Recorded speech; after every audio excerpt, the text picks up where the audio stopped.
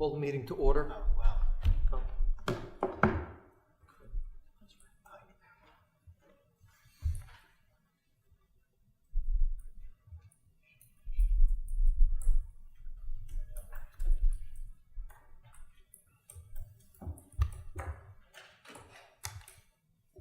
Roll call, Mr. Friday.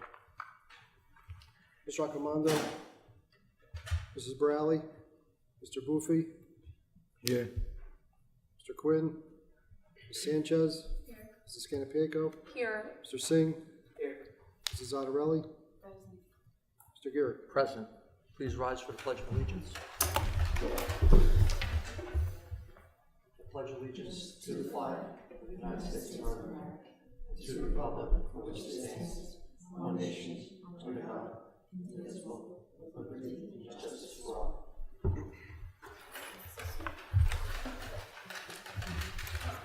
Adequate notice of this meeting has been sent to all members of the Board of Education and to the Bergen Record in accordance with the provisions of the Open Public Meetings Act, Chapter 231, 1975. Okay, thank you. Well, welcome back. We haven't had a meeting in we had a couple of July meetings, special meetings, but they were short and brief. So I hope everyone since then has enjoyed their summer. First thing on my report is our end of year HIB report, which would typically be given in June, but we just took a little longer to get the statistics ready. So this is the end of the year report for the 2014-15 school year. In the middle high school, we had 23 investigations throughout the school year. 9 were confirmed cases of HIB. 6 of those were in the 7th grade. 3 of them were in the high school, and they were grade 9th and 10th.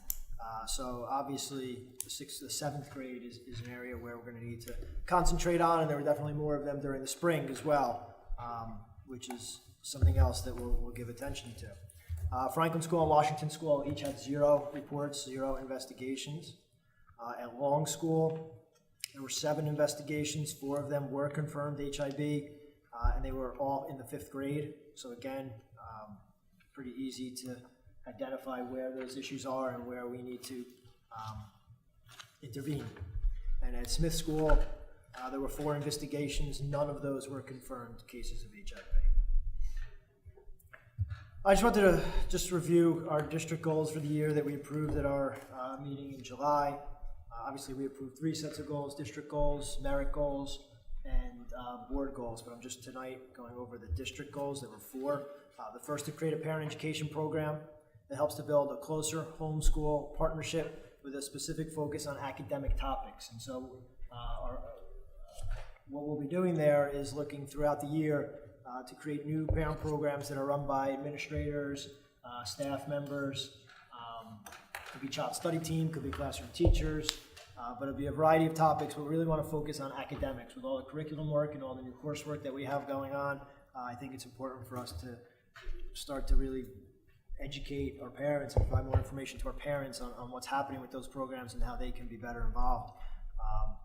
So they'll probably be split up. Obviously, we don't have it completely refined yet. They'll probably be split up in some way by elementary versus middle or high school, or by content areas, things like that. So obviously something important to us. The second goal was about better leveraging technology through increased student collaboration and through the use of Google Apps for Education. That will be a major focus for us this year. We talked last year and didn't really get off the ground the student emails and having all the student accounts for Google Apps. So we're going to unroll that very early in the year. That'll include an orientation for students, training for staff, and information out to parents. That'll probably be when we talk about that first point of parent education nights, parent information nights. This will be one of them, but we'll definitely have during the year to help parents really understand how we're using the Google Apps in the classroom. And it definitely brings a whole new level of communication and opportunity to our students. The third is designing a new student orientation and mentoring program to provide new students with a thorough and ongoing transitional support.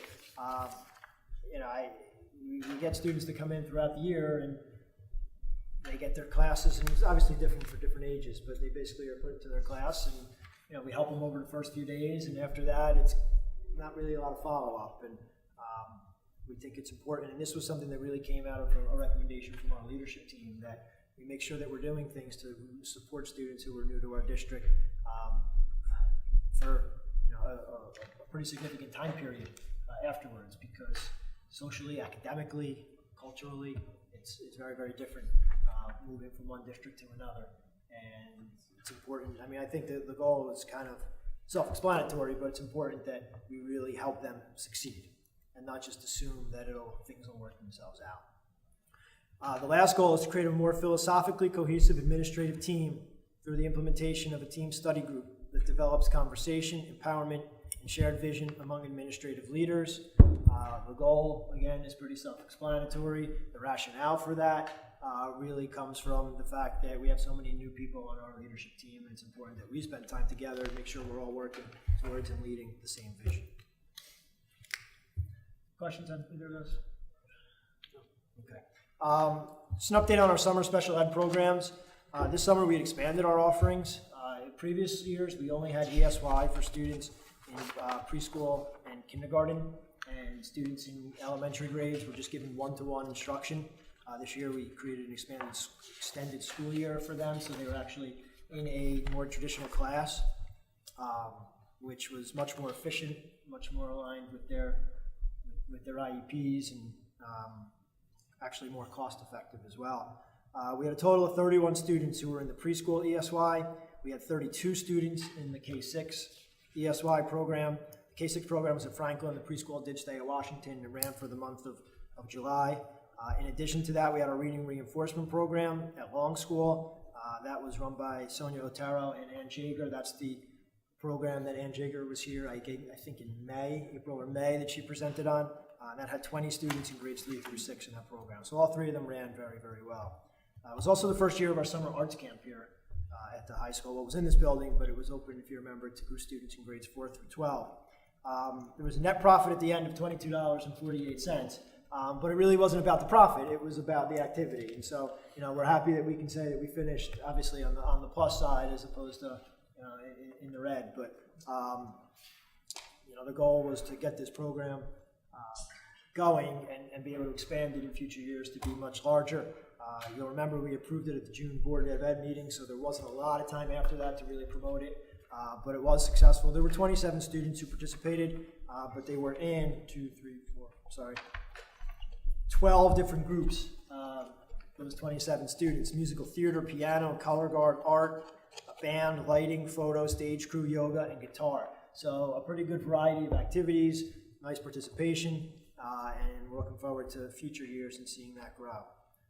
These updates are really in no particular order, so I apologize if they don't flow well. Just an update on our kindergarten enrollment for this year. We currently have 102 students registered for kindergarten. Long School has 33, Smith has 30, and Franklin has 39. So, that is anywhere in the range of 100 to 140, 150 is our grade levels. It's a pretty wide range. So having 102, and we anticipate we will get a little bit more as school opens up in the next week. But pretty nice class sizes in our kindergarten for next year. Our high school graduation survey, we conducted that in the spring. We reached out to students who graduated in 2011 through 2014. We did not get the response rate that we were hoping for. There were only 89 total responses through those 4 years. About half of them were from the class of 2014.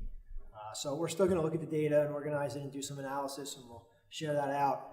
And then moving forward, we will start to just give this survey each year. So hopefully as it becomes a routine and something that we do regularly, the response rate will go up because people will be expecting it and looking for it.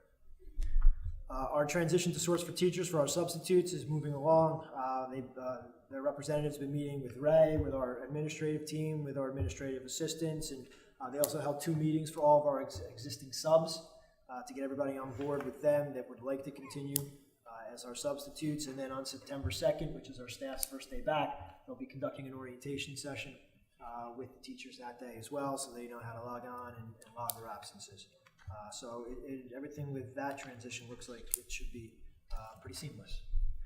An update on curriculum work for the summer. We've had 2 K-6 committees that were formed, one for math and one to write the ELA curriculum. The committees have been comprised of classroom teachers, which are general ed, special ed, but also reading specialists, BSI teachers, and representation of grade levels. So we've had across the different roles in the school, as well as different grade levels. They started in early July, they reviewed the curriculum development process, and they expanded their knowledge of what an effective curriculum document should actually look like.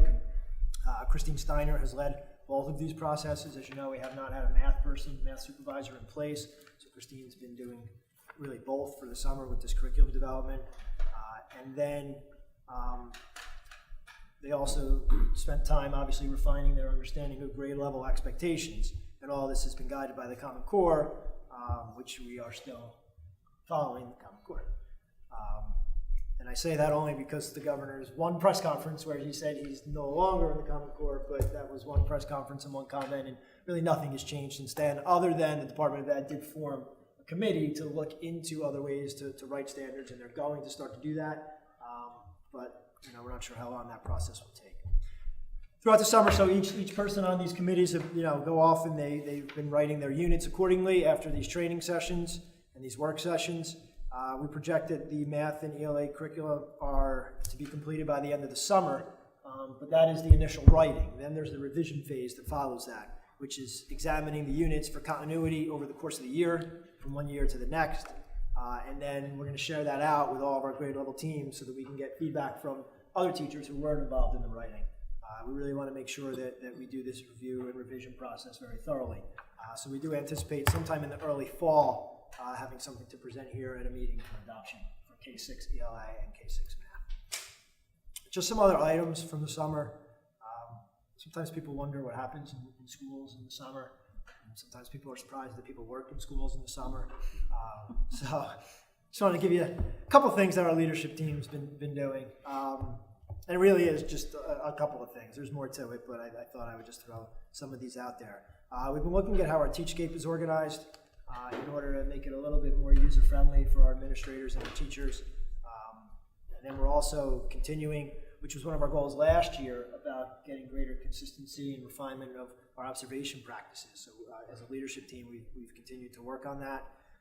We've talked about this summer our school improvement panels, which is a panel that's required as part of Achieve NJ.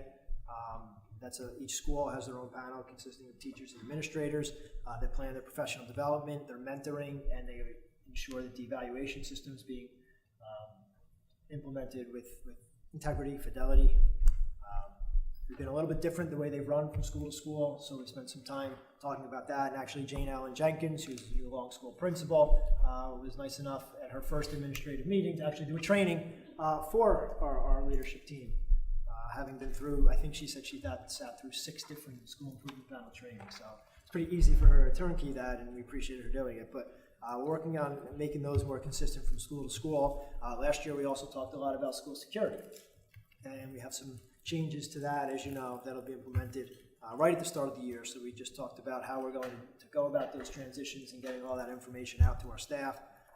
We sketched out our professional development for the year, what are the topics we need to cover, and what are our timelines where we need to do that. We worked on expanding our new teacher program, which was really based on feedback from the 22 people who participated in it last year. This year we only have 9, which is nice. Nice in the sense of, 22 was a lot. We have about 155 certificated staff members, and we had 22 last year who were in their first year, so that's a pretty significant percentage of our staff. We have a new assessment program and portfolio that we need to train teachers on and get started this year. Cataloging and expanding our book rooms was a big project for principals and, again, Christine. We rewrote our INRS manual, and so we've been preparing for the new implementation of our INRS committees. There's new classes, as you know, new middle school arts program, new special ed programs, new special ed classes, so getting those ready to go. And I always equate that to, if you're going to open a store, you can't just show up the first day and open the door and say, okay, everybody come in and shop, right? You have to kind of prepare the store and get it ready to go. And so with all these courses, it's a very similar type of process. So with that comes ordering as well, and obviously filling all our vacancies and making sure our personnel is ready to go. So that's just sampling of some of the summer things that happened. And the last item, actually, I'm going to pass over to Ray, which is an update on the referendum, which is, as everybody knows, been a major happening this summer. Yes, it has. The referendum work began the day after school ended. which was 2 months ago. The two larger projects, the roof renovations and the toilet room renovations, started right away. The two contractors have had a crew working in the district every day. As with all construction projects, home and school districts, we have bumps in the road. Our staff has been on top of the contractor's progress, and we met with the owners several times throughout the summer to address the issues. The roof renovations, as far as removing all the old roof in all the areas and installing the new roof, watertight, was completed actually today. They just finished the last section of Smith School, and so that's watertight. Just have some cap sheets to put on, which is like shingles on your house. The contractor then will be finishing up, sealing up areas around equipment on top of the roof, vents, and drains. When the students return to school on September 3rd, you'll most likely see, and you probably saw come in here, roofing material hanging off the sides of the roof. That needs a metal flashing or piece of metal going around, to finish it off. They will, they're trying to get it in before September 3rd. That might not happen, so they'll work on the weekends and nights and get that up on effective thing. They'll try to even out the pieces hanging off so they're not, one's lower than the other one, and make it look somewhat nice.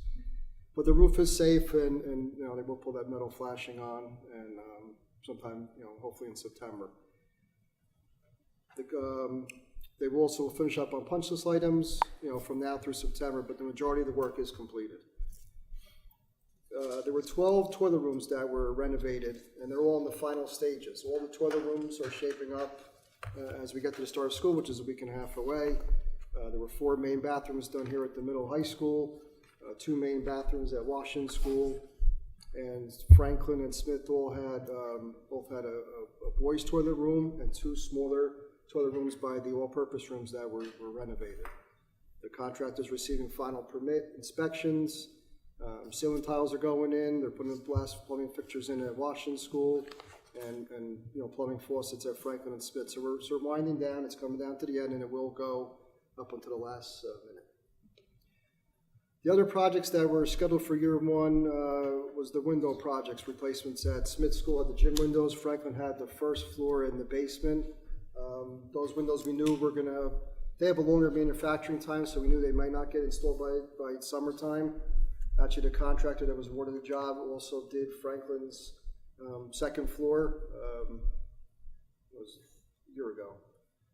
And they did that in evenings, so we plan on doing the same thing again, working evenings and weekends, and didn't disrupt the classrooms. They're in and out, 1 classroom a day, and they were done.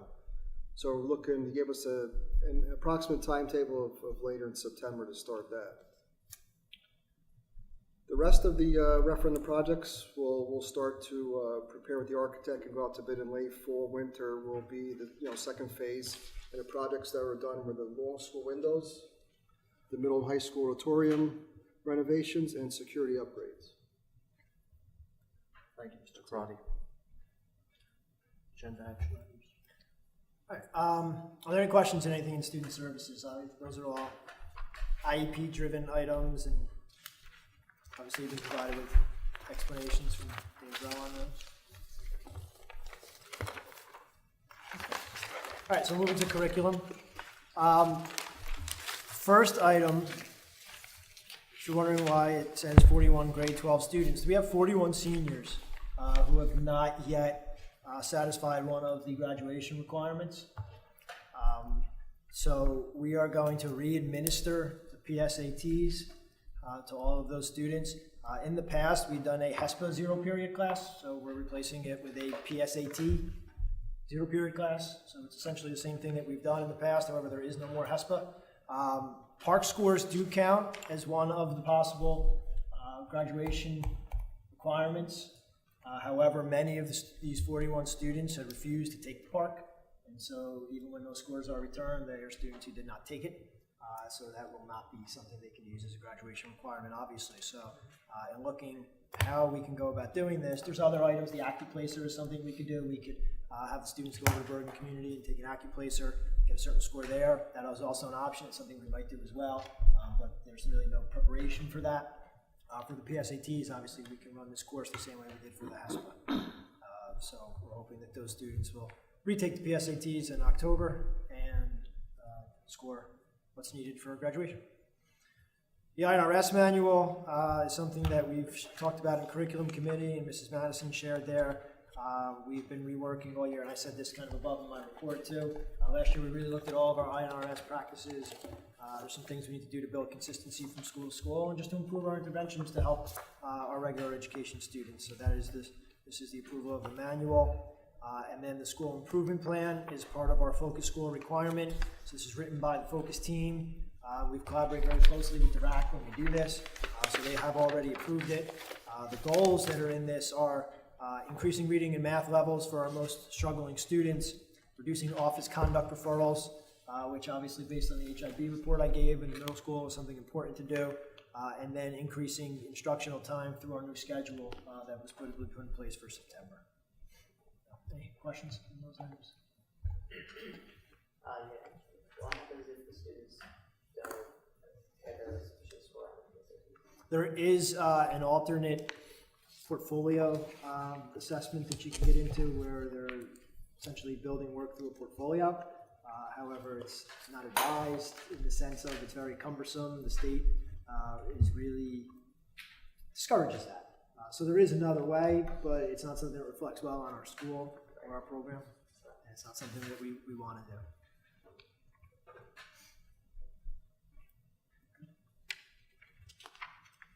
Business and board, I was just going to jump to item number 4, unless there were questions on field trips or workshops.